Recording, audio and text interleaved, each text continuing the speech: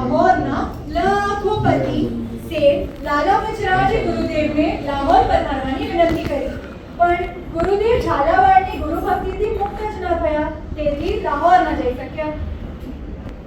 આમ 20 સંવત 1864 ગુરુદેવની શારીરિક અવસ્થા બગડી.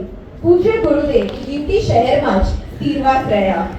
બીમારી હોવા છતાં પણ વ્યાખ્યાન વાંચન ચાલુ જ રાખ્યું. આ સમય દરમિયાન લીંબડી શહેરમાં ખૂબ તપસ્યા થઈ અને સૌ કોઈ ધર્મ પામ્યા. આ સમય દરમિયાન 300 વિદ્વાન યતિઓ ગુરુદેવની પરીક્ષા લેવા આવ્યા, પણ ગુરુદેવની શુદ્ધ સંસ્કૃતિ વાણી સાંભળી 300 યતિઓ પણ પ્રભાવિત થઈ ગયા. છેલ્લી ઘડીએ ગુરુદેવે પોતાની વિદ્યાશક્તિ સુપાત્ર દેવરાજજી સ્વામીને આપવાની ઈચ્છા વ્યક્ત કરી. પણ દેવરાજજી સ્વામી તે સમય દરમિયાન કચ્છમાં હતા. વિહાર કરતા કરતા રણ સુધી પહોંચ્યા, પણ રણમાં પાણી આવતા પહોંચી ન શક્યા. તેથી પૂજ્ય અજરામરજી સ્વામીએ પોતાની તમામ ગુપ્ત વિદ્યા પાણીમાં વિસર્જિત કરી.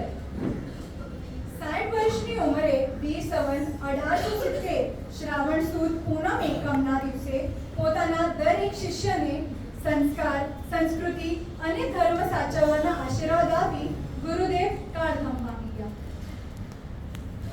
આજે વર્ષો વીતી ગયા, પણ અજરામરજી સ્વામીના પાઠ પરંપરા દ્વારા સંસ્કાર, સંસ્કૃતિ અને ધર્મ આજે પણ આપણી વચ્ચે છે.